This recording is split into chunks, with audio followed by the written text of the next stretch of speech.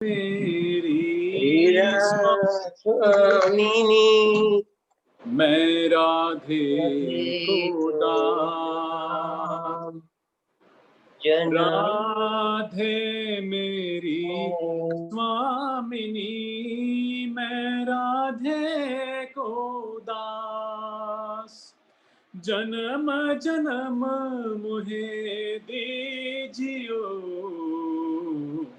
श्री वृंदावन वास, श्री वृंदावन वास। राधा तू बड़ भागनी, कौन तपस्या कीजे, तीनों लोक के नाथ हैं, सो तेरो आधीन, सो तेरो आधीन। अब जो मैं गाऊंगा आप भी कोशिश कीजिएगा कि उसके पीछे पीछे वो आप लाइन को रिपीट करें। जय राधा माधव कुंज बिहारी, जय राधा माधव कुंज बिहारी, जय राधा माधव कुंज बिहारी, जय राधा माधव कुंज बिहारी, गोपी जन वल्लभ गिरिवरधारी, गोपी जन वल्लभ गिरिवरधारी, जय राधा माधव कुंज बिहारी, गोपी जन वल्लभ गिरिवरधारी, गोपी जन वल्लभ गिरिवरधारी, यशोदानंदन ब्रज जन रंजन, यशोदानंदन ब्रज जन रंजन, यशोदानंदन ब्रज जन रंजन, यशोदानंदन ब्रज जन रंजन, यमुना तीर वनचारी, यमुना तीर वनचारी, जय राधा माधव कुंज बिहारी, जय राधा माधव कुंज बिहारी, कृष्ण गोविंद गोविंद गोपाल नंद लाल, राधे गोविंद गोविंद गोपाल नंद लाल, कृष्ण गोविंद गोविंद गोपाल नंद लाल, राधे गोविंद गोविंद गोपाल नंद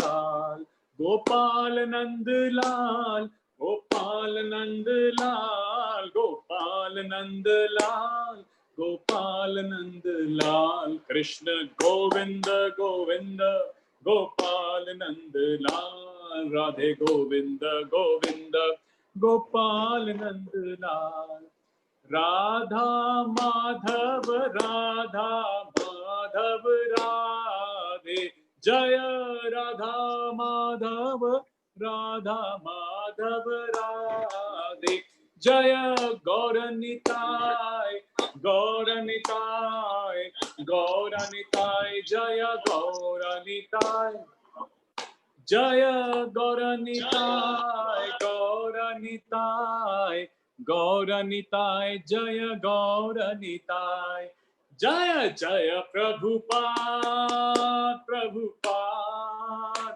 प्रभुपाद प्रभुपाद, जय जय गुरुदेव गुरुदेव गुरुदेव गुरुदेव।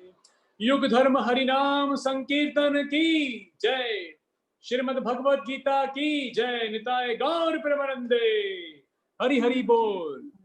हरि हरि आप सभी भक्तों का आज के बुधवार के हमारे भगवत गीता के सत्र में स्वागत है, और मैं तरुण श्याम दास आप सभी भक्तों के चरणों में अपना दंडवत प्रस्तुत करता हूं। और आज का हम सत्र प्रारंभ करते हैं। भगवत गीता का हमारा अभी सेकंड चैप्टर चल रहा है, और सेव्यराधा ने आपका लास्ट टू क्लास लिया था, दैट वाज ऑन अधिक मास की महिमा के बारे में हमने चर्चा की थी और आपको बहुत अच्छी सुंदर जानकारी दी थी सेव्य राधा ने। और अब हम आज रिज्यूम करेंगे अपनी Bhagavad Gita second chapter from verse number 21। So वहां से हम आज रिज्यूम करेंगे बिकॉज हमारा चैप्टर 2 चल रहा है। तो मेरी आप सबसे रिक्वेस्ट है कि आप अपना अपना जो भगवत गीता है वो खोल लीजिए और दूसरे अध्याय का सेकंड चैप्टर का वर्स नंबर 20 वर्स 2.20 निकाल लीजिए। 2.20। So we will continue from 2.20। Okay, so अभी तक जो हमने देखा चैप्टर 2 के अंदर,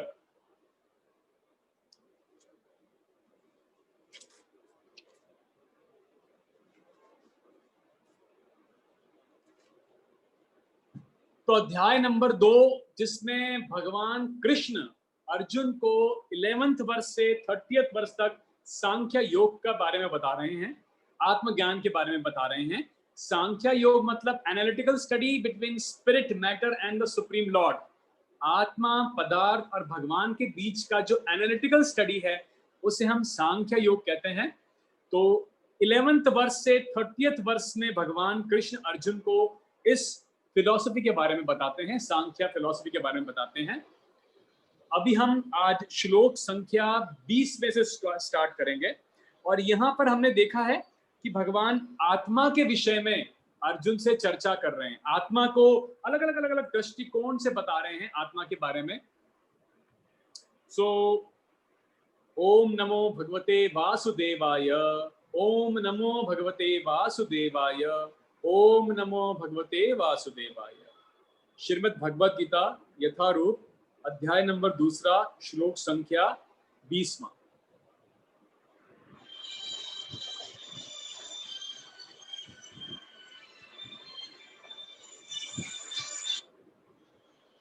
ये ग्रुप से किसी का फोन है, मैं एक बार जरा ले लूं। एक माता जी का फोन आ रहा है ग्रुप में से ही। जी हरे कृष्ण माता जी।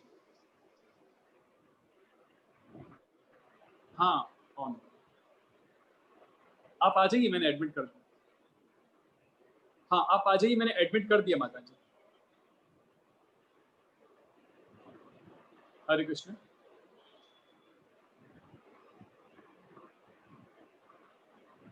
ओके,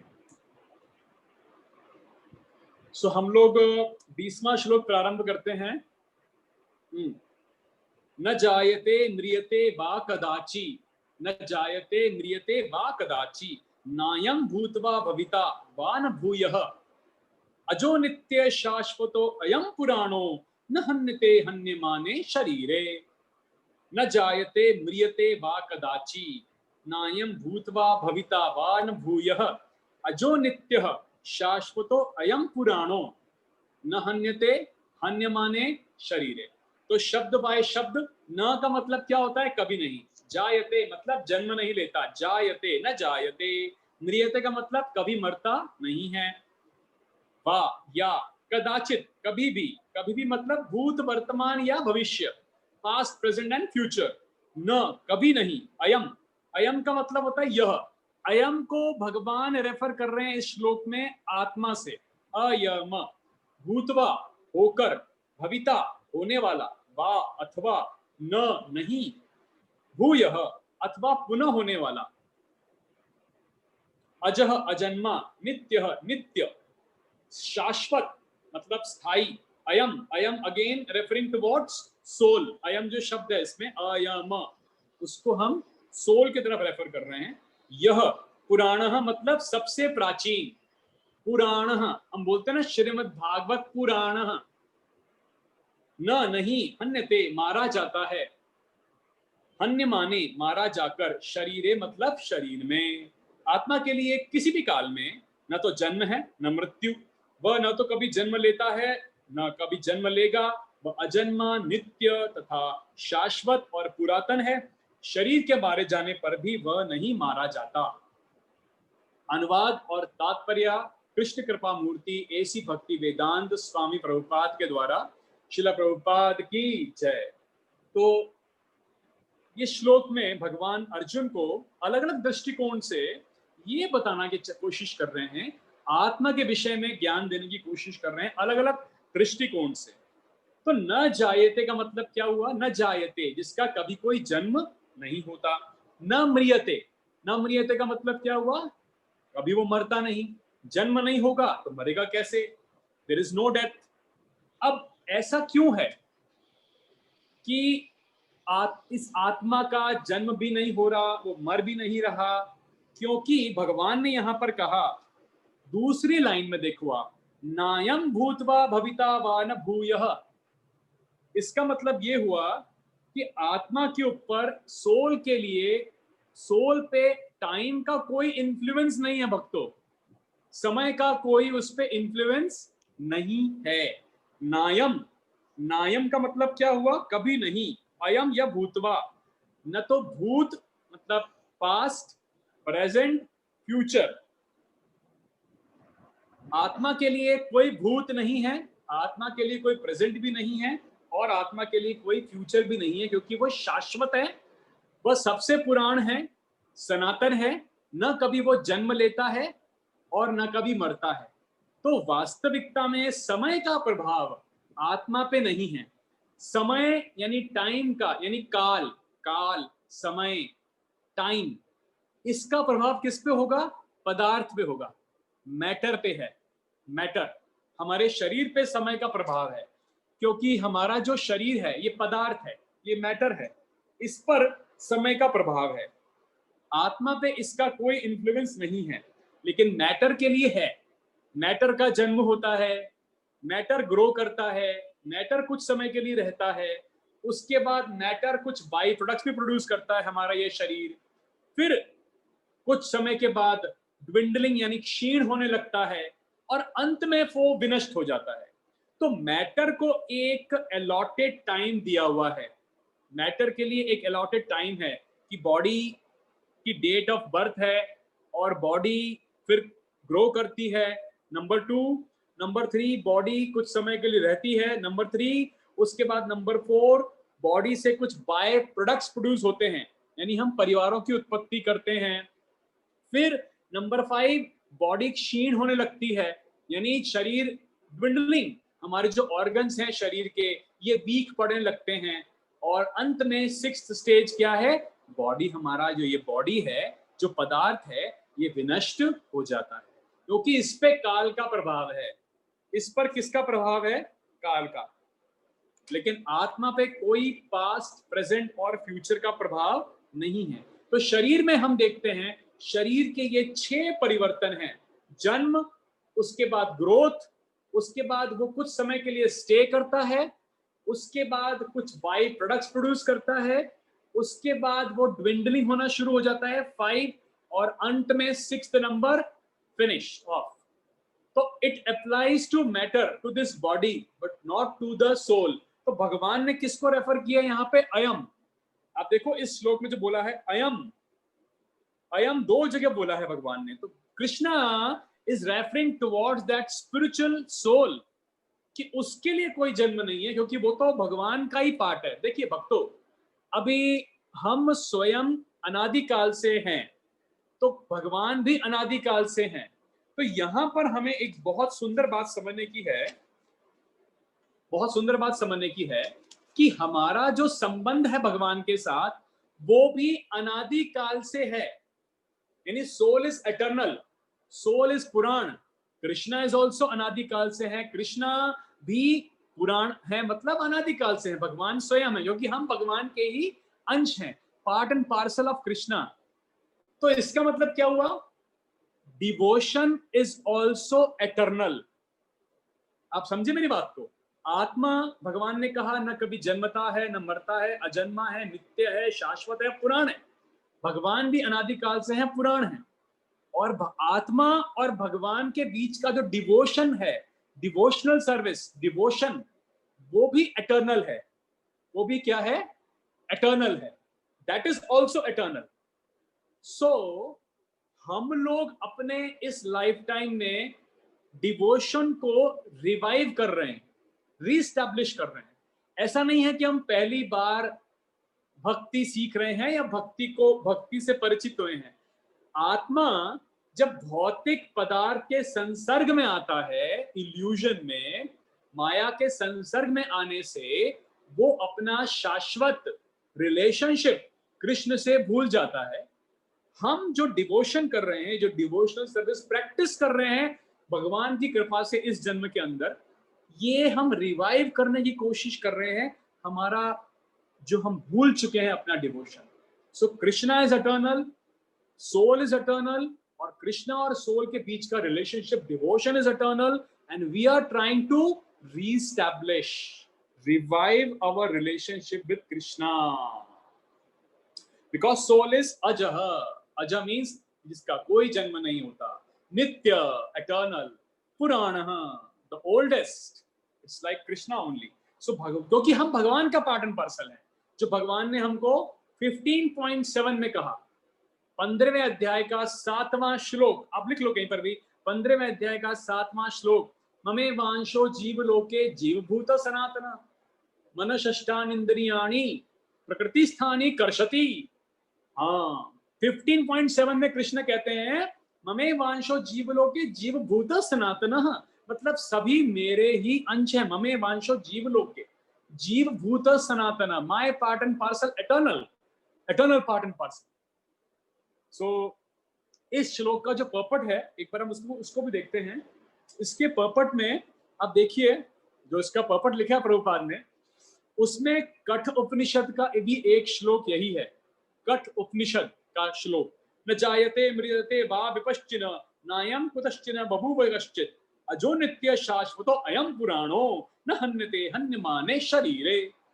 अब इस श्लोक का अर्थ तथा तात्पर्य भगवत गीता के श्लोक जैसा ही है, किंतु इस श्लोक में एक नए शब्द का यूज किया गया है जिसका अर्थ है विद्वान या ज्ञानमय। तो आत्मा, आत्मा के बारे में क्या लिखा है? ज्ञान से या चेतना से सदैव पूर्ण रहता है, with knowledge, full of knowledge. The soul itself is full of knowledge. It's a part and parcel of Krishna, the Supreme Lord. अब मैं ये पैरा पढ़ता हूं, you can see the third paragraph. आत्मा ज्ञान से या चेतना से सदैव पूर्ण रहता है, अतः चेतना ही आत्मा का लक्षण है, मतलब कॉन्शियसनेस। हमारे अंदर जो ये जो मेरे अंदर आपको कॉन्शियसनेस दिख रही है ना अभी, जो मैं कॉन्शियसनेस से बोल रहा हूं, this is the presence of the, it's the symptom of the presence of soul inside. It's the symptom of the presence of soul in this material body, this consciousness that we see. So क्या लिखा है यहाँ पे, जो भगवान कह रहे हैं हमको, आत्मा, यदि कोई हृदयस्थ आत्मा को नहीं खोज पाता, तब भी वह आत्मा की उपस्थिति चेतना की उपस्थिति से समझ सकता है। चेतना मीन्स कॉन्शियसनेस।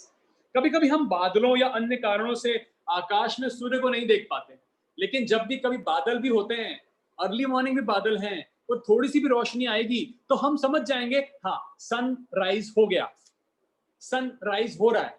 बादल हैं, थोड़ा अंधेरा है, पर सन इज देयर। तो consciousness is a symptom of the presence of the soul, consciousness. We need to understand this by looking at people also, by looking at various animals, birds, cows, कि उनके अंदर जो consciousness prevail कर रही है, that is symptom of the soul inside. तो यहाँ पे हमने देखा कठ उपनिषद में क्या लिखा है, आत्मा ज्ञान से परिपूर्ण है। और उपनिषद किसने लिखे हैं? महर्षि वेदव्यास ने। और महर्षि वेदव्यास कौन है? स्वयं भगवान कृष्ण का लिटरेरी इनकारनेशन, मतलब it is actually written by Krishna himself, because Maharishi Vedyvyas is the literal incarnation of Krishna himself. Then आगे एक और श्लोक है कठ उपनिषद का, देखिए 1.2.20 कठोपनिषद, अनोरणीण्यान महतो महीयान आत्मास्य जंतो निहितो गुहायाम तमक्रतुः पश्यति वीत शोको धातुः प्रसादान महीमान मतानः। हाँ, देखो नीचे लिखा है उसका ट्रांसलेशन, परमात्मा यानी सुप्रीम लॉर्ड तथा अणु आत्मा दोनों शरीर रूपी वृक्ष, ये जो ये शरीर रूपी पेड़ है, इसके हृदय में विद्यमान है।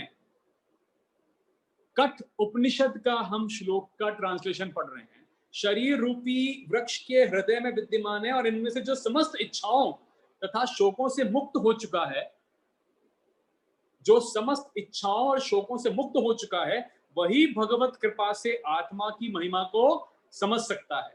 कृष्ण परमात्मा के भी उद्गम हैं, जैसा कि अगले अध्याय में बताया जाएगा। तो हमारे अंदर जो परमात्मा है प्रेजेंट हार्ट में नेक्स्ट टू द सोल, भगवान कृष्ण उसके भी सोर्स हैं। दैट परमात्मा is also the emanation of Krishna. ये एक दिन हम आपको डिस्कस करेंगे अलग से कि भगवान कृष्ण के एक्सपेंशंस कैसे होते हैं। उनके राइट साइड से बलराम जी फर्स्ट एक्सपेंशन, राधा रानी उनकी इंटरनल पोटेंसी है, और बलराम से कैसे एक्सपेंशंस आगे बढ़ते हैं, और परमात्मा भी उन एक्सपेंशंस का एक्सपेंशन है। ये एक अलग समय पे लंबे चर्चा का सब्जेक्ट है। तो यहाँ क्या लिखा हुआ है कि कृष्ण भी परमात्मा के उद्गम है, जैसा कि अगले अध्यायों में बताया जाएगा। तो यहाँ हमने क्या समझा? आत्मा जनता नहीं है, पुराण है, शाश्वत है, भगवान कृष्ण के साथ उसका एटर्नल संबंध है। Devotion is also eternal and we are trying to revive that devotion in this lifetime by studying Bhagavad Gita, by trying to understand Bhagavad Gita, by associating with devotees. We're trying to revive this bhakti. Okay, now let us go to the next verse. Veda vinashinam nityam ya en majam mavyam katham sa purushah partha kam ghatayati hanti kam. हे पार्थ, पार्थ मतलब क्या हुआ? प्रथा के पुत्र, क्योंकि अर्जुन की माता का नाम प्रथा भी था। जो व्यक्ति ये जानता है कि आत्मा अविनाशी, अजन्मा, शाश्वत तथा अव्यय है, वह भला किसी को कैसे मरवा सकता है या मार सकता है। ओके, तो यहां पर वेद, वेद का मतलब क्या हुआ? जानता है। वेद अविनाशिनम, अविनाशी को, नित्यम यानी एटर्नल, शाश्वत, यह जो, एनम इस आत्मा, अजम मतलब क्या हुआ? अजन्मा, अव्ययम निर्विकार, कथम कैसे, सह वह, पुरुष पुरुष, पार्थ हे पार्थ, कम किसको, घातयति मरवाता है, हंति मारता है, कम किसको।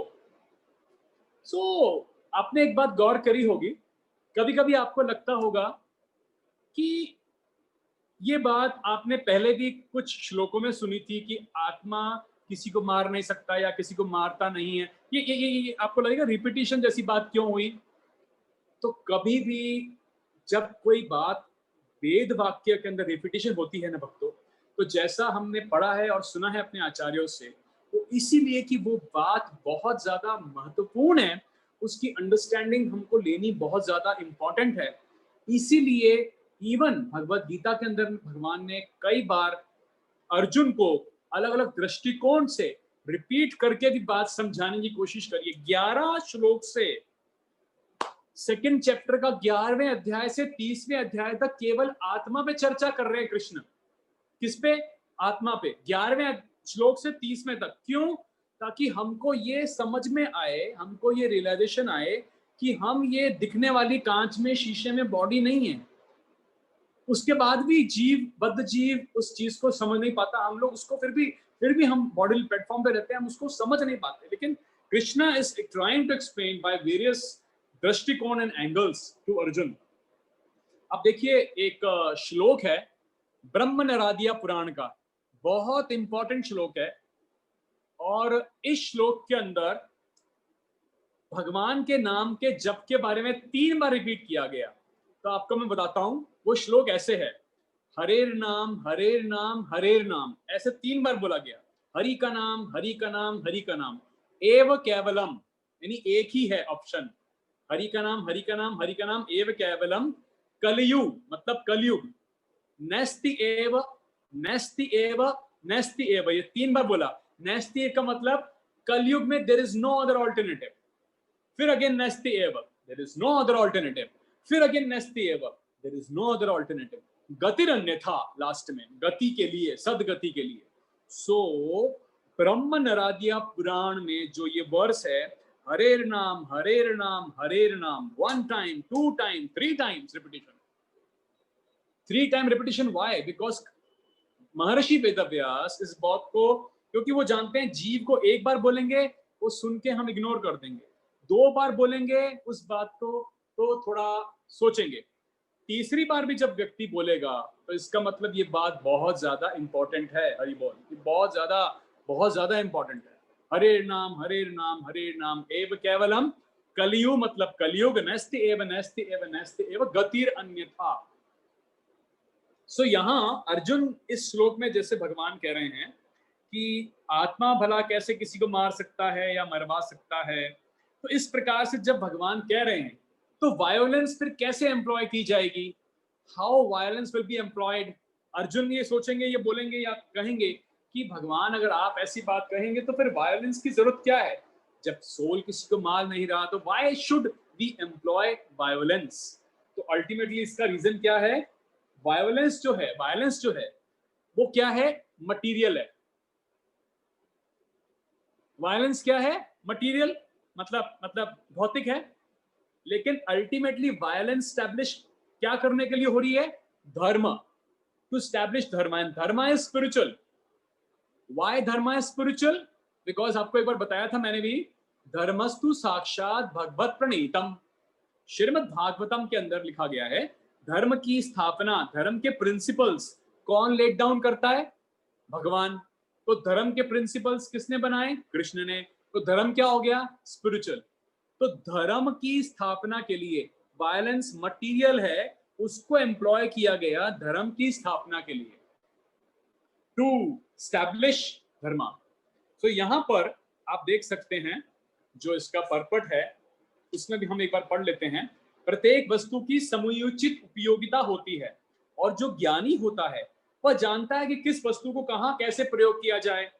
इस प्रकार हिंसा की भी अपनी उपयोगिता है, यूज है उसका प्रॉपर, और इसका उपयोग इसे जानने वाले पर निर्भर करता है। यद्यपि हत्या करने वाले व्यक्ति को न्याय संहिता के अनुसार प्राण दंड दिया जाता है, किंतु जो न्यायाधीश है, तो जज है, उसको दोषी नहीं ठहराया जाता, क्योंकि वह न्याय संहिता के अनुसार ही दूसरे व्यक्ति पर वायलेंस या हिंसा करने का आदेश देता है। तो धर्मस्तु साक्षात भगवत प्रणीतम, और इसका रेफरेंस कहां दिया गया है, मनुष्यों का ग्रंथ Manu Samhita, law book for mankind. Manu Samhita के अंदर ये चीज बहुत क्लियरली लेट डाउन है कि किस गलती की कौन सी सजा एक न्यायाधीश को, सरकार को, राजा को, गवर्नमेंट को देनी चाहिए शास्त्रों के अनुसार। क्योंकि अगर उस किसी व्यक्ति ने किसी को मारा है और उसको अगर मृत्यु दंड नहीं दिया मनु संहिता के अनुसार, तो उसका रिएक्शन, उसको ज्यादा प्रॉब्लम होगा आगे चल के। इसीलिए मनु संहिता के अनुसार हत्यारे को प्राण दंड दिया जाना चाहिए, नहीं तो उसको ज्यादा उसके रिएक्शंस उसके एक्यूमुलेट हो जाएंगे। So now we move to the next verse. वांसांसी जीर्णानि यथा विहाय, वांसांसी जीर्णानि यथा विहाय नवानि गृहाति नरो अपराणि तथा शरीराणि विहाय जीर्णा न्यन्यानि संयाति नवानि देहि। जिस प्रकार मनुष्य पुराने वस्त्रों को त्याग कर नए कपड़े धारण करता है, उस प्रकार आत्मा पुराने तथा व्यर्थ के शरीरों को त्याग कर नवीन भौतिक शरीर धारण करता है। भगवान कृष्ण ने यहाँ पर इतना सुंदर एग्जाम्पल बताया है कि किस प्रकार से सोल यानी आत्मा, जो कि स्पिरिचुअल स्पार्क है कृष्ण का, part of Krishna which is spiritual not material, how it is transmigrating from one body to next body. जैसे the way we change our clothes daily, आज हमने कपड़े पहने, ये गंदे हो गए, खराब हो गए, नेक्स्ट डे हमने इन कपड़ों को त्याग किया, हमने नहाए धोए और हमने दूसरे कपड़े धारण कर दिए, और जब कपड़े पुराने हो गए, जब ये लगा कि अब ये ठीक नहीं है, पहनने लायक नहीं रहे, तो हमने इनको त्याग दिया। इसी प्रकार से सोल 84 लाख स्पीशीज में ट्रांसमाइग्रेट कर रहा है, जिसके बारे में हम चर्चा कर चुके हैं पहले कई बार अलग अलग शरीरों में। और ये जरूरी नहीं है कि सोल को ह्यूमन बर्थ ही मिले, हम कोई क्रो बन सकते हैं, कोई बर्ड बन सकते हैं, काउ बन सकते हैं, पीकॉक बन सकते हैं, डेमीगॉड बन सकते हैं, या ह्यूमन बीइंग्स की कई वैरायटी में जा सकते हैं, या फिर लोअर स्पीशीज में इंसेक्ट्स बन सकते हैं, किसी भी बॉडी को हमारी कॉन्शियसनेस के अकॉर्डिंग हम एक्वायर करते हैं। और भगवत गीता के 8.5 8.6 वर्स के अकॉर्डिंग, अब लिख लो ऐसे, 8.5 8.6 के अकॉर्डिंग हमारी जो कॉन्शियसनेस लाइफ टाइम में रहती है, जो कॉन्शियसनेस एंड में रहती है, उसके अकॉर्डिंग ही नेक्स्ट लाइफ टाइम मिलता है, नेक्स्ट बॉडी मिलता है व्यक्ति को। अगर कॉन्शियसनेस व्यक्ति की डेथ के टाइम ठीक नहीं रही तो, इसीलिए ये क्या कहा जाता है, कृष्णा कॉन्शियसनेस। मतलब हमको हमारा काम छोड़ के कुछ और नहीं करना है, हमको हमारी केवल कॉन्शियसनेस को थोड़ा सा ट्वीक करना है, दैट्स ऑल। कि हम कृष्ण भगवान को अपने जीवन में सेंटर में रखें, ताकि हम भगवान कृष्ण की कॉन्शियसनेस में रहते हुए अपने बिजनेस, अपने जॉब, अपने दूसरे कार्यों को करें। लेकिन कृष्णा कॉन्शियसनेस में ये बहुत ज्यादा इतना इंपॉर्टेंट बात है, इसको अगर आप सोचो, क्योंकि अगर कॉन्शियसनेस व्यक्ति की डेथ के टाइम ठीक नहीं रही, अगर उस व्यक्ति ने डिवोशनल सर्विस प्रैक्टिस करी है लेकिन कहीं उसका एसोसिएशन बिगड़ गया, या वापस से वो व्यक्ति कुछ गलत कॉन्शियसनेस में चला गया, तो डेथ के टाइम जब सोल बॉडी से निकल रहा है, या डेथ के बिल्कुल बस at the time of death, अगर कॉन्शियसनेस उसका ठीक नहीं रहा, तो उसका नेक्स्ट लाइफ टाइम कुछ भी हो सकता है। इसीलिए इसीलिए कहा जाता है कि मृत्यु के समय हमें लगता है कि किसी व्यक्ति की मृत्यु होने वाली है, वो बहुत बीमार है, उनको भगवान का नाम उच्चारण सुनाओ, भगवत गीता के श्लोक सुनाए जाएं, भगवान का नाम सुनाया जाए। पूरा फैमिली अगर उनके आसपास रहेगा तो उनकी कॉन्शियसनेस फैमिली में रह जाएगी, that is dangerous for that soul. तो भगवान का नाम, भगवान का कीर्तन चले, भगवान के भगवत गीता वो सुने, उनको गंगा जल पिलाया जाए, उनको मुंह से भगवान का नाम बुलवाया जाए। मृत्यु जब निकट है, अगर लग रहा है कि हाँ ये व्यक्ति का कुछ समय में शायद देहांत हो जाएगा, consciousness is very very important. तो यहाँ पर भगवान ने एग्जाम्पल दिया, वांसांसी जीर्णानि यथा विहाय, लाइक क्लोथ्स, जैसे कपड़े फट जाते हैं, छोटे बच्चा के शूज पहनते हैं, बच्चा बड़ा हो गया, उसके शूज बेकार हो गए, फेंक दिए, नए शूज आ गए।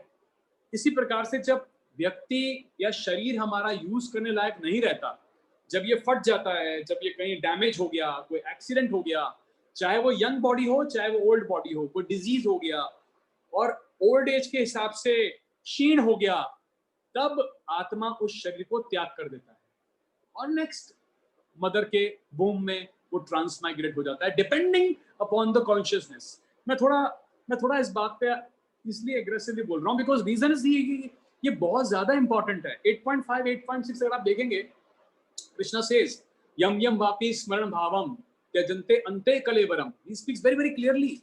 जैसे जैसे भाव को अर्जुन व्यक्ति मृत्यु के समय प्राप्त करेगा, उसका वैसा ही मैं नेक्स्ट लाइफ टाइम बनाऊंगा। इसीलिए प्रभुपाद कहते हैं कि हम कोशिश करें कि हम कृष्ण की कॉन्शियसनेस में रहें, भगवान को याद करते रहें, उनका नाम बोलते रहें, अपने घर में अर्थ वगैरह की पूजा करें, भगवान को भोग लगाएं, अपना बिजनेस अच्छे से मेहनत से करें क्योंकि भगवान ने दिया काम, बच्चों को पालें, पत्नी को रखें क्योंकि भगवान के अंश हैं, अपना जॉब अच्छे से करें, मेहनत से करें, गोल बनाएं लाइफ के अंदर कुछ करूं, जॉब को उस उद्यम से करें, है ना, अच्छे अच्छे मोटिवेशन के साथ में करें हर कार्य को, लेकिन कृष्ण के लिए कि भगवान ने मुझे ये सब दिया है, मुझे करना है, मैं इससे भागना नहीं है मुझे। तो that's what Krishna has given to Arjun also. And Prabhupada यहाँ पे एक बहुत सुंदर बात कहते हैं, हरि बोल। प्रभुपाद ने लिखा, जब आप ऐसे डिवोशनल सर्विस प्रैक्टिस करने लगते हो, कृष्ण के बारे में स्मरण, उनकी लीलाओं के बारे में पढ़ना, उनको भोग लगाना, प्रसाद लेना, तो स्पिरिचुअली व्यक्ति रियलाइज होने लगता है ग्रेजुअली। जैसे हाँ, आयरन को अगर हम आग में ऐसे रखें बहुत लंबे समय तक, तो वो फायर ही बन जाता है। फिर होता है ना रॉड आयरन का, उसको हमने अगर फायर में रखा है, ऐसे आग में उसको रखा हुआ है, तो फिर वो आग ही बन जाती है कुछ टाइम के बाद में। स्पिरिचुअली रियलाइज्ड व्यक्ति का ग्रेजुअल प्रोसेस है, जब वो भगवान का अर्पित किया हुआ प्रसाद खाए, कीर्तन वगैरह सुने, भक्तों का एसोसिएशन करे, भगवत गीता भागवतम को सुनने लगे, ग्रेजुअल प्रोसेस वो व्यक्ति रियलाइज होता है। उसके बाद प्रभुपाद ने क्या लिखा, प्रभुपाद लिखते हैं, नव नवरस्य धम्मे उद्यतम ग्रंथुम असित, इतना सुंदर लिखते हैं कि जब व्यक्ति स्पिरिचुअली रियलाइजेशन होने लगती है, ग्रोथ होने लगती है, तो उसमें उसको नवीन आनंद आता है। हर बार नवीन, नवीन मीन्स क्या होता है? न्यू। हरि बोल। हर बार नवीन आनंद, नवीन नवीन नवीन, बोरिंग ही नहीं होता कभी। उसको नॉन स्टॉप वो कर सकता है उसके अंदर एक्शन, और बोरिंग होता ही नहीं। जबकि जो मटेरियल साइंस ग्रेटिफिकेशन है वो एक टाइम के बाद व्यक्ति को बोर कर देते हैं। जो भी चीज हमको पसंद है, हम बहुत खाएंगे, बोर हो जाएंगे, बहुत कुछ मूवी देखेंगे, बहुत कोई इंद्रिय तृप्ति का कार्य करेंगे, तो कुछ टाइम बाद इट बिकम्स सेकंड, मतलब बोरिंग हो जाता है। कुछ समय के बाद हमको वो चीज पसंद नहीं आती, भाई अब छोड़ो, बहुत हो गया, मुझे नहीं चाहिए, है ना? कि मैं जो आपसे कहना चाह रहा हूं, मटेरियल सेंस ग्रेटिफिकेशन एक टाइम के बाद बोरिंग हो जाते हैं, ये आप अनुभव करोगे। लेकिन स्पिरिचुअली जब रियलाइजेशन व्यक्ति को होने लगता है, तो उल्टा उसको हर बार उसमें नवीन आनंद आने लगता है। वो व्यक्ति को बोरिंग तो बहुत दूर की बात हो गई। और अगर अगर अगर इनिशियली उसको कोई भी स्पिरिचुअल सेवा करने में वैसा आनंद नहीं आ रहा, तो इसका मतलब अभी भी हम मटेरियल कॉन्शियसनेस में हैं। प्योरिफिकेशन प्रोसेस अभी हो रही है, it is going on. So यही टेस्ट है, this is a test that हमारा एंथुसियाज्म बढ़ता जाएगा व्हेन ग्रेजुअली हम जब चीजों को स्पिरिचुअली रियलाइज करेंगे। तो वांसांसि जीर्णानि यथा विहाय। और यहाँ पे देखिए एक बहुत अच्छा श्लोक भी है रेफरेंस के अंदर, श्वेताश्वर उपनिषद आपके परपट में। समाने वृक्षे पुरुषो निम्न मग्नो अनीशया शोचति मुहमानः जुष्टम यदा पश्यन्तन्य नीशमस्य महिमानमिति वीत शोकः। ये किसका श्लोक है? श्वेताश्वर उपनिषद, यानी वेद वाक्य। उपनिषद मीन्स क्या हुआ? Part of Vedas, Upanishad. Okay, अब इसमें क्या लिखा है? यद्यपि दोनों पक्षी एक ही वृक्ष पर बैठे हैं, अभी हमने देखा था ये body is like a tree. इस ट्री की हार्ट नाम की जो ब्रांच है, ये जो हार्ट है, इसमें सोल स्पिरिचुअल रीजन के अंदर है, और साथ में परमात्मा है। और परमात्मा को रियलाइज योगीज करते हैं, जो अष्टांग योग की प्रोसेस करते हैं, दे आर एबल टू सी परमात्मा ऑल्सो। सो परमात्मा और जीव दोनों एक डाल पे पक्षी बैठे हैं। तो एक जो है किंतु फल खाने वाला पक्षी वृक्ष के फल के भोक्ता के रूप में चिंता तथा विषाद में निमग्न है। जो हम हैं एक पक्षी, हम चिंता और विषाद यानी लैमेंटेशन में निमग्न हैं। जो फल खा रहा है, एक्टिविटी कर रहा है, हैप्पीनेस और डिस्ट्रेस को हम अनुभव कर रहे हैं। और दूसरा बर्ड परमात्मा विटनेस कर रहा है हमारी सारी एक्टिविटीज को, और वेट कर रहा है कि कब ये सोल मेरी तरफ टर्न करेगा अपना चेहरा। यदि किसी तरह वह अपने मित्र भगवान की ओर उन्मुख होता है और उनकी महिमा को जान लेता है, तो वह कष्ट भोगने वाला पक्षी तुरंत समस्त चिंताओं से मुक्त हो जाता है। ओके, ये आप समझे हार्ट के अंदर। इसी प्रकार अर्जुन जो हैं अब भगवान की तरफ उन्मुख हो चुके हैं, कृष्ण की तरफ उन्मुख हो चुके हैं, और अब कृष्ण उनको ट्रांसेंडेंटल नॉलेज प्रोवाइड कर रहे हैं। सांख्य फिलॉसफी चल रही है, और ग्रेजुअली भगवत गीता सुनने के बाद सारे चिंताओं और शोकों से, विषाद से अर्जुन मुक्त हो जाते हैं अंत में जाकर के, है ना? तो ये श्वेताश्वर उपनिषद का वर्ष हमने अभी देखा, जो इस पर्पट में है आपके भगवत गीता के अंदर, इन दी पर्पट ऑफ वर्स नंबर 22, 22 नंबर का जो श्लोक है। अब हम देखते हैं श्लोक संख्या 23। नैनम छिन्दन्ति शस्त्राणि नैनम दहति पावकः, नैनम छिन्दन्ति शस्त्राणि नैनम दहति पावकः, न चैनम क्लेद्यांतापो न शोषयति मारुतः। यह आत्मा अर्जुन को फिर से बता रहे हैं, देखो हमारे को समझाने के लिए, यह आत्मा न तो कभी किसी शस्त्र द्वारा खंड कर सकते हैं इसको, न तो इसको हम काट सकते हैं, न अग्नि के द्वारा जला सकते हैं, न पानी से भिगो सकते हैं, और न वायु द्वारा सुखाया जा सकता है। ये हो सकता है ये श्लोक आपने बचपन में भी कई बार सुना हो। आत्मा के विषय में हमने सुना है बचपन में कि आत्मा को जला नहीं सकते। तो आत्मा को भक्तों हम लोग देख के अप्रिशिएट नहीं कर सकते, बिकॉज हम अपने भौतिक चक्षुओं से स्पिरिचुअल आत्मा को नहीं रियलाइज कर सकते। भौतिक मटीरियल आई से भगवान का अंश है हम स्वयं, उसको हम देख नहीं सकते। आत्मा का साइज तो हमने जाना ही है कि बहुत ज्यादा छोटा है, लेकिन इतना सूक्ष्म है कि वी कैन नॉट सी।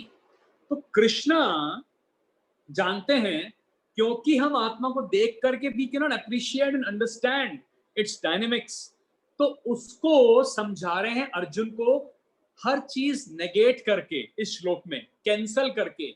आत्मा ऐसा नहीं है, इसको जला नहीं सकते, नो, इसको सुखा नहीं सकते, नो, इसको काट नहीं सकते, नो, इसको वायु, इसको गीला नहीं कर सकते, नो।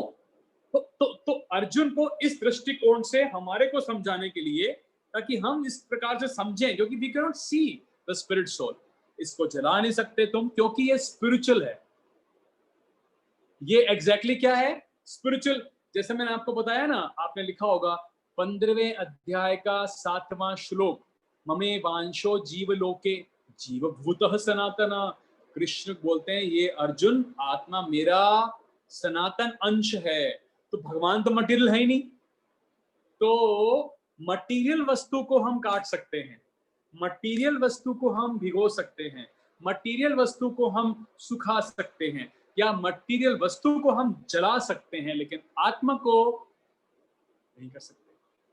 और प्रभुपाद ने यहाँ पर जो परपट में बहुत अच्छा लिखा भी है, हम इसको देख सकते हैं।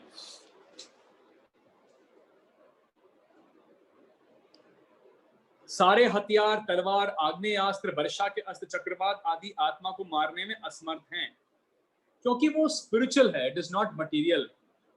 इवन फायर के अंदर बैक्टीरियाज हैं।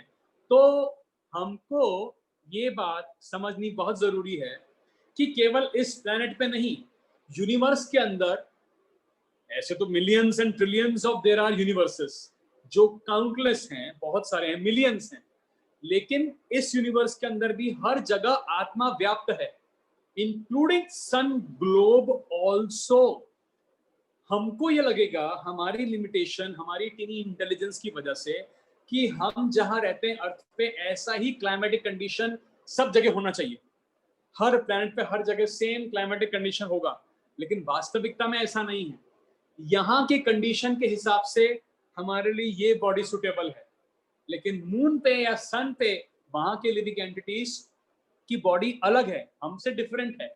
लिविंग एंटिटीज ही हैं जो वहां पर भी रहते हैं, क्योंकि फोर्थ चैप्टर के फर्स्ट श्लोक में भगवान कहते हैं इमम इमम विमस्पते योगम, कि अर्जुन मैंने ये ज्ञान 12 करोड़ साल पहले सूर्यदेव विवस्वान को दिया था, जो सूर्य प्लैनेट के डेमिगॉड हैं, उसके लिविंग एंटिटी हैं, उसके डेमिगॉड हैं, उनको दिया था।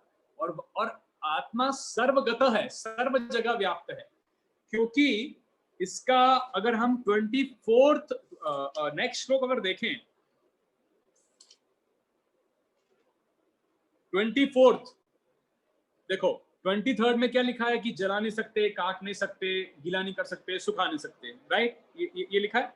अभी आगे 24th श्लोक भी सिमिलर है, उसमें एक भगवान कृष्ण ने अलग बात कही है। देखिए, यह आत्मा अखंडित तथा अगुलनशील है, ये हमने समझा। इसे जला नहीं सकते, सुखा नहीं सकते, ये शाश्वत सर्वव्यापी। देखो 24th श्लोक का सेकंड लाइन का वर्ड सर्वगतः, 24वां श्लोक है ना, उसमें जो दूसरी लाइन है नीचे, उसमें क्या लिखा है? सर्वगतः। This is the edition. Krishna speaks here कि अर्जुन ऐसा तो है ही, जला नहीं सकते, काट नहीं सकते, वो सब तो है ही, लेकिन ये सर्वगत है। आत्मा हर जगह प्रेजेंट है, everywhere there are living entities, everywhere. आप खुद देखना शुरू करो, आपको हर जगह लिविंग एंटिटीज ही दिखेंगे। बैक्टीरिया है, इतने चींटियां हैं, बाहर हम निकलते हैं इतने इंसेक्ट्स होते हैं, इतने जानवर हैं। हम सिर्फ ह्यूमन पॉपुलेशन को देख के समझते हैं कि यही लिविंग एंटिटीज है, नहीं, इतने बर्ड्स हैं, इतने लिविंग एंटिटीज हैं, इतने ट्रीज हैं, इतने सारे ट्रीज दिखते हैं हमको, ये सारे लिविंग एंटिटीज, इतने सारे उड़ने वाले पक्षी, इतने सारे छोटे छोटे insects.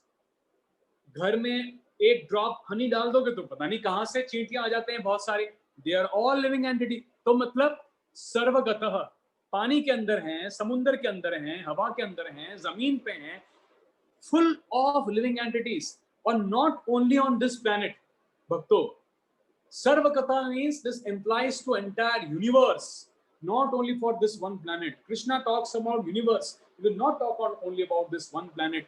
He is talking about entire universe and universes and universes. You see, it is innumerable, but we cannot perceive it because we have very limited intelligence. We have very limited imperfect senses. We can't hear more than a distance. हम एक distance तक सुन नहीं सकते, देख नहीं सकते. How can we perceive?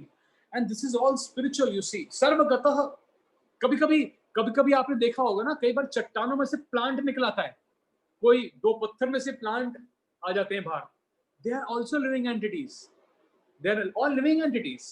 क्योंकि वो ग्रो कर रहा है. उसमें से आत्मा निकल जाएगा तो प्लांट ग्रो नहीं करेगा.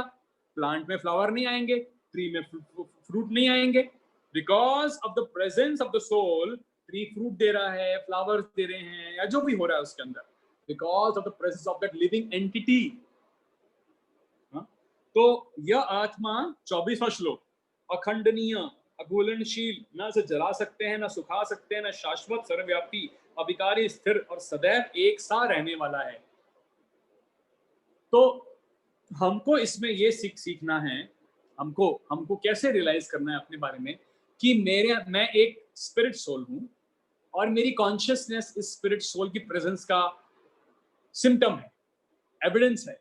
मेरी कॉन्शियसनेस, हमारी कॉन्शियसनेस जो हम देखते हैं दूसरों में कॉन्शियसनेस. और दूसरा मैंने आपको बताया था, स्पिरिट सोल की प्रेजेंस की वजह से ही बॉडी में चेंजेस आ रहे हैं. बॉडी तो कई चेंज कर चुके हम. बचपन की बॉडी मेरी नहीं रही, उसके बड़ी वाली बॉडी टीनेज की नहीं रही. कई बॉडीज हम इस लाइफ टाइम में चेंज कर चुके, इन दिस लाइफ टाइम, और ओल्ड एज के अंदर और हमारी बॉडीज चेंज होंगी. But soul will remain constant. Soul is constant. कहने का मतलब मेरा आपसे, soul remains constant, the body is changing. So we are not this finger और दिस बॉडी और दिस बोन और this muscle, this skin, this ear. We are spirit, soul and part and parcel of Krishna. That's what Krishna, भगवान अर्जुन को यह बताने की कोशिश कर रहे हैं, और ये बता रहे हैं कि आत्मा का क्या उसके क्वालिटीज हैं, किस प्रकार से होता है वो. तो ये 30th वर्ष तक भगवान कहते हैं इसके बारे में. कई बार आपको लगेगा कि बार बार इतना एम्फेसाइज क्यों कर रहे हैं. इतना एम्फेसाइज भगवत गीता में किया है, तब भी बद्ध जीव अपने आप को शरीर ही मानता है. अगर एक दो बार ही भगवान ने अर्जुन को कहा होता तो हम अपने आप को आत्मा कभी मानते ही नहीं, हम अपने आप को शरीर ही समझते हैं. तो नाउ वी विल रिवाइज जो आज हमने पढ़ा, उसको हम थोड़ा सा रिवाइज कर लेते हैं 5-7 मिनट में, ताकि हमको क्लैरिटी आ जाए. तो let's come back to verse number 20. Okay, तो हमने क्या समझा था? आत्मा पे टाइम का इन्फ्लुएंस नहीं होता, मैटर पे होता है, बॉडी पे होता है. तो आत्मा कभी जन्मता नहीं है, मरता नहीं है, उसके लिए कोई पास्ट, प्रेजेंट, फ्यूचर नहीं है. बॉडी के लिए है अलॉटेड टाइम. इस डेट को बर्थ हुआ, इस डेट को जाएगा. हम बोलते हैं happy birthday to you. Exactly होना चाहिए to your body. Happy birthday to your body. क्या आपकी बॉडी को आया है 25 साल हो गए या 26 साल हो गए? इस बॉडी को आए 70 साल हो गए. Its actual reality is this only. अब आत्मा नित्य है, शाश्वत है, पुराण है. और यहां हमने क्या सीखा था श्लोक संख्या 20 में, कि आत्मा और भगवान अनादिकाल से हैं दोनों. तो डिवोशन भी एटर्नल है, और हम अपना डिवोशन रिवाइव कर रहे हैं कृष्ण के साथ में. Then we come to verse number 21 कि हे व्यक्ति, जो जानता है कि आत्मा अविनाशी है, अजन्मा है, तो भला कैसे किसी को मार सकता है या मरवा सकता है. तो यहाँ पे वायलेंस इसलिए एम्प्लॉय की जानी चाहिए ताकि धर्म की स्थापना हो. और धर्म स्पिरिचुअल है, वायलेंस मटेरियल है. उसका यूज भगवान कृष्ण के प्रिंसिपल्स को लेट डाउन करने के लिए किया जाना चाहिए, अन्यथा नहीं. देन वांसांसी जीर्णानि यथा विहाय नवानि गृहाति नरोपराणि. भगवान कहते हैं, एग्जाम्पल दे रहे हैं, जैसे मनुष्य, जैसे हम अपना वस्त्र त्यागते हैं, उसी प्रकार से आत्मा अलग अलग शरीरों को अलग अलग लाइफ टाइम में त्यागता है। तो अर्जुन, जिनके बारे में तुम शोक कर रहे हो वो शोक करने के योग्य नहीं है। और यहाँ पर हमने श्वेताश्वर उपनिषद का श्लोक देखा था, जहां पर उसमें बताया गया है कि आत्मा और परमात्मा हार्ट में स्थित हैं और यहाँ पर प्रेजेंट हैं, और भगवान परमात्मा वेट करते हैं कि कब वो आत्मा उनकी तरफ उन्मुख हो। तो अर्जुन भगवान की तरफ उन्मुख हुआ और अब भगवत गीता का ज्ञान सुन रहा है। देन भगवान कहते हैं 23वें श्लोक में, नैनम छिंदन्ति शस्त्राणि नैनम दहति पावकः, कि क्योंकि हम आत्मा को देख नहीं सकते, देख के अप्रिशिएट नहीं कर सकते, इसलिए भगवान नेगेशन से बात कर रहे हैं। इसको जला नहीं सकते, सुखा नहीं सकते, गीला नहीं कर सकते, काट नहीं सकते, क्योंकि ये स्पिरिचुअल है, ये भौतिक पदार्थ नहीं है। भौतिक पदार्थ को काट सकते हैं, जला सकते हैं, सुखा सकते हैं, भिगो सकते हैं। और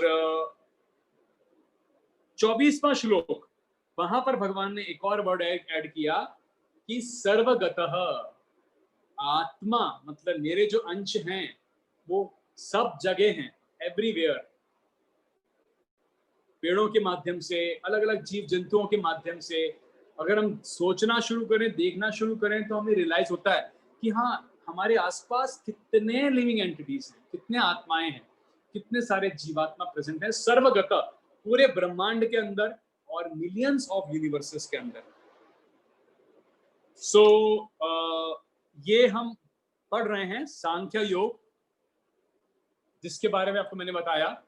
और अब अगर कोई हमारे कोई प्रश्न है तो हम ले सकते हैं। कोई सर? हाँ, यस मिथिलेश। हाँ sir, like you said that in Sankhya Yoga the birth and the death happens in any of the root of the soul, like it can become an ant or a human or any classes of that. So my question is that people say that there are only seven jans of a soul, and after the seventh jan you get your heaven or the netherworld, which is Nark. Is that true, and what is the story of that? No. See, what you are talking, if it is not mentioned in the Vedas or in the scriptures. Vedas means, as I have told you earlier also, yeah, Severata must have told you, that Vedas is ultimate knowledge. Anything that is available knowledge that we see, any subject matter, uska source is Veda. Ved means knowledge. Vedanta. Vedanta means end of knowledge. That constitutes everything. Upanishad, Puran, which I was talking about, Shvetashvar Upanishad is a part of Veda. Kat Upanishad is a part of Veda. Srimad Bhagavatam Puran, Shrimad means king of all Puran. There are 18 Puranas, 108 Upanishad. So Vedas were compiled by Maharishi Vedavyas, and nothing in Vedas or Puran or Upanishad, anything of this sort is mentioned. It is very clearly mentioned by Krishna himself in the incarnation of Maharishi Vedavyas that the soul transmigrate into 84 lakh species. After 84 lakh species, he gets the human body. And when we get human body, it is a big kripa, a mercy on the soul. Then from there, we start progressing. If we follow devotional service, the soul gets a chance. It's a platform, junction. Human body is a junction from where either we can leave this material world or otherwise we can degrade further. So depending upon how we utilize this human form, human body, or depending upon our consciousness and depending upon our free will, what kind of modes of material nature we acquire by keeping our association, by following our own monkey instincts, we create action reactions, and accordingly we get next lifetime. Suppose if a person has lived his life like an animal, despite of getting a human body, definitely he will become an animal because he was not fit to be given that grace, mercy of getting a human form where he can inquire, where he can think, speculate, he can understand. Because in other species, it's not possible. So depending upon a human being has created some action reactions, accordingly he will get hellish planets also, and then he will also enjoy in the higher planets. Both ways the soul has to go. Initially after death he straight away goes to hell, and hell there are thousands varieties. That's in Srimad Bhagavatam. It's mentioned in very lot of detail. 1,000 varieties are there. He has to go to hell because everybody is doing sinful reactions. We are doing day in day out. We are doing, and people, those who are not into devotions, everybody is doing. So he goes to there. From after completion of that, he then enjoys his good karma in higher planets also, and then again come back to earth. ये काफी लंबा, मैं आपको अलग से समझा सकता हूँ, बहुत लंबा है, बिकॉज मुझे आपको इसमें बहुत कुछ बताना भी पड़ेगा. But Shrimad Bhagavatam 5th canto is very dangerous. If you read Bhagavatam 5th canto, ये बाल ऐसा एकदम you feel एकदम मैं क्या पढ़ लिया. It's amazing. Can I ask one question? हाँ, yes. This thing, verse 22. हाँ जी.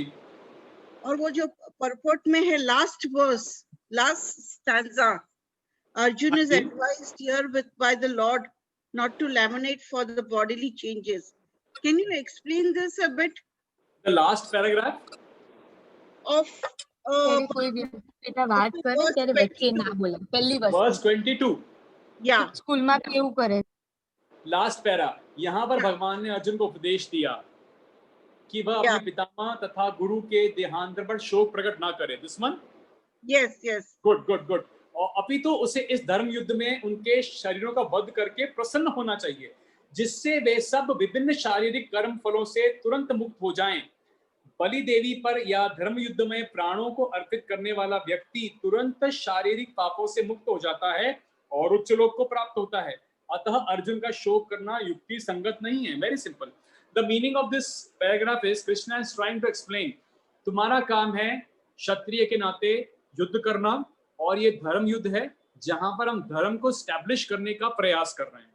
तो ऐसे युद्ध में अगर तुम मारे भी जाते हो अपना कर्तव्य पालन करते हुए, तो तुम्हें हायर प्लैनेट्स प्राप्त होंगे जहां तुम जाकर के बहुत लंबे समय तक के लिए एंजॉय करोगे. ये अर्जुन को पहले भी भगवान ने कहा, अगर तुम जीत जाओगे तो तुम पृथ्वी को एंजॉय करोगे, पृथ्वी का राज्य भोगोगे, और अगर तुम मर भी गए तो तुम सीधा हायर प्लैनेट्स यानी कि हेवनली प्लैनेट्स पे जाओगे जो अर्थ से ऊपर के प्लेन्स में हैं, और वहां पर तुम अच्छा, मतलब तुमको भोग विलास बहुत मिलेगा. जैसे कोई सोल्जर है, क्षत्रिय है, कर्तव्य पालन के लिए युद्ध में लड़ने गया है कि चाइना अंदर घुस रहा है या पाकिस्तान अंदर आ रहा है, अगर वो अपने धर्म का पालन करते हुए ऐसा कार्य करते हुए व्यक्ति मरता है, straight away goes to higher planets as per Bhagavad Gita, because उन्होंने अर्जुन को यही बताया. और तुम जीत गए तो तुमको पूरा राज्य मिल जाएगा, तो भी तुमको शोक करने की जरूरत नहीं है. ये इनिशियल इंस्ट्रक्शन अभी भगवान बता रहे हैं, उसको बता रहे हैं, साम दाम से बता रहे हैं, साम पैसिफाई करके, दाम क्या तुमको मिलेगा. आगे 6th चैप्टर ऑनवर्ड्स भगवान एकदम जाएंगे डिवोशनल सर्विस में, 6 to 12 13 चैप्टर तक के बीच में. Then he will talk only about bhakti. तो ये मेरिट बता, he is telling about merits कि तुमको शोक करने की जरूरत नहीं है. Then this is the beginning of this chapter, from where he gives you the reason for the war. Sorry? Is this the reason for the war is the reason for the my question is, from here he starts giving the reasons why he has to do the war. Why he has to do, because Arjun was talking from this he starts. Yeah, he has just started discussing on his argument. Arjun ने पहले कहा था, I will accumulate sin, I will kill them, I will go to hellish planets, so why should we fight, and the society structure will get damaged. No, why should we fight? So he is initially trying to pacify Arjun also by giving him the knowledge about spirit soul, Sankhya philosophy. At the same time, he's also doing Dham. What are the merits, even if you die or even if you win, what are the merits you will get by fighting this war, because you are fighting it for the right cause. Okay, then this is that he's trying to explain you the duties of the human being. Kshatriya, duties of Kshatriya, because duties you are a Kshatriya. Whatever field you are, you have to do your duties. Right, absolutely. You cannot escape from your duty. never. If you are a Kshatriya, your job is not to run away. Do your work properly. If you are a Brahmin, do your job properly. If you are a businessman, a Vaishya, do your business properly. It is not like that you are doing things casually, not working, not doing things. If you are a student, you should study. ब्रह्मचर्य आश्रम 1 से 25 साल व्यक्ति को seriously अपने आप को पढ़ाई में एंगेज करना चाहिए, नॉलेज लेना चाहिए, एक अच्छा इंसान बनने की कोशिश करना चाहिए. So this is a very important part of the chapter 2 of the chapter 2. The important part of chapter 2 mainly is focusing on Sankhya Yoga, that is analytical study about the spirit and matter.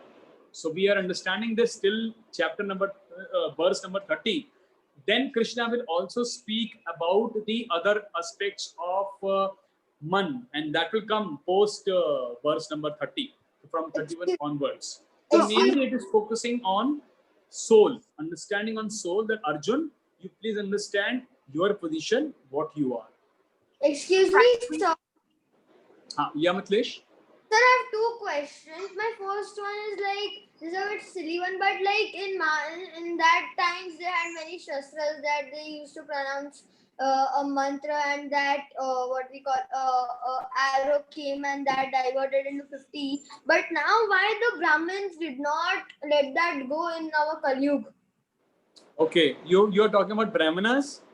No, I'm talking about the mantras, the higher level of Gyan from which we pronounce mantras, and an arrow comes, and then when we throw a mace, it diverts into 50 and things like that. Okay, so in Kali Yuga, everybody actually, we don't see a very pure Brahmana. It is very rare to see. Because a Brahmin is a person who has to have very good knowledge about Vedas and should be able to pronounce Vedic mantras as it is. So during the time of Dwapar Yuga, which was like in the Krishna's era, and Treta Yuga and Satya Yuga, Brahmanas used to be very, very pure. In Kali Yuga, it is very difficult to find a pure Brahmin. And Brahmanas used to pronounce the Vedic mantras as it is, in one, एक सांस में बोलते थे. वैसे quality के qualification के ब्राह्मण आज के जमाने में नहीं है. इसीलिए आज के जमाने में पशु जो है, एनिमल्स का सैक्रिफाइस बिल्कुल भी अलाउड नहीं है, क्योंकि ओल्ड एनिमल्स अश्वमेध यज्ञ होता था जहां पर ब्राह्मणास वैदिक मंत्र बोल के ओल्ड एनिमल को सैक्रिफाइस करवा के उसको इंस्टेंटली ह्यूमन बर्थ मिलता था. लेकिन आज ऐसे ब्राह्मणास नहीं है जो इतना अच्छा प्रोनाउंसिएशन कर सकें वैदिक मंत्रों का. कलयुग के अंदर ये पॉसिबल नहीं है. तो व्हाट यू आर टॉकिंग कि they used to invoke lot of celestial weapons and everything, because that era was much developed as compared to this age. People of that age of Dwapar Yuga used to be of 18 to 20 feet height, and they were very advanced mentally, also intelligent, and memory was very sharp. There was nothing writing books, no iPad, no nothing. They'll just hear and they will understand and they will remember everything. And they were much pure, because that age was like that. Kali Yuga is the age of Kalaha, quarrel, the most degraded age. But it is very easy in Kali Yuga to भगवत प्राप्ति बहुत आसान है. यहाँ पर भगवान ने बोला केवल chanting of the holy name can actually make a person सदगति प्राप्त हो सकती है. भागवतम में श्लोक है 12th कैंटो का 3rd चैप्टर का 51 12.3.51. कलेर दोष निधे राजन अस्ति एको महान गुना कीर्तनाद कृष्णस्य मुक्त संग परम ब्रजेत. मतलब कली के अंदर बहुत दोष है महाराज परीक्षित, लेकिन इस ओशन ऑफ फॉल्ट्स के अंदर एक बहुत बड़ा क्वालिटी है जो किसी एज में नहीं है. यहाँ पर कीर्तनाद कृष्णस्य, कृष्ण के नाम का कीर्तन मेंशन, कीर्तनाद कृष्णस्य मुक्त संग परम ब्रजेत, कि वो व्यक्ति सदगति प्राप्त कर सकता है अगर वो कृष्ण के नाम का उच्चारण करता है. तो ब्राह्मणास उस क्वालिटी के भी नहीं है Mithilesh. I understand. And so last question. Okay, like now the Purushottam Mass is going on, so I chant names of holy names, but then someday forget, someday I do 16 malas, someday I do only 2, someday I actually forget. So how to remember and maintain on a particular base? So in case if you are forgetting that I didn't chant it today, so tomorrow you should try to chant double of what you missed yesterday. That will keep you on your toes. Suppose if you are chanting 5 rounds, you missed today. Now next day you remembered. That day you should make a point. I should chant 10 rounds, 5 जो मैंने कल के नहीं किए और आज के 5. That will keep you not to forget because you have to chant double. This is the way that you have to keep your own scoreboard. Sir, why was Shringi's father cursed? Sir, why was Shringi's father cursed? Sorry, not cursed. Why was Shringi's father humiliated, and then Shringi cursed Parikshit that in 7 days and 7 nights you will die, and then Srimad Bhagavatam was invented. So why was at first Shringi's father humiliated? Shringi's father was not exactly humiliated because Maharaj Parikshit was also coming under the influence of Kali. At that time, Kali Yuga had entered. Kali Yuga was just entering on this planet because Krishna has left the world and Kali Yuga was entering. So when Maharaj Parikshit was in a jungle, he was thirsty and he just picked up the dead snake and put it on the Shamik Rishi's shoulder. He was also coming under slight influence of Kali Yuga. That was the effect of Kali Yuga, slightly. And it was not a very big offense. It was a very, very normal offense, not a very big offense. But it was shown to us कि कलयुग enter कर चुका था और कलयुग के enter होने से किस प्रकार से एक धर्मपरायण राजा भी जो है उसकी सोच कभी कभी गलत जाती है. तो उनसे छोटी सी गलती हुई थी जिसका श्रृंगी उनके लड़के ने उनको कर्ज कर दिया था. But it was just because Kali Yuga was just entering on this planet. Okay, sir. Thank you very much. Chalo, thank you very much. Thank you, Mitlesh. Okay then, thank you very much to all of you. And Hare Krishna, thank you. Hare Krishna, sir. Bye. Hare Krishna, Hare Krishna, Hare Krishna. Bye bye, Mitlesh. Hare Krishna.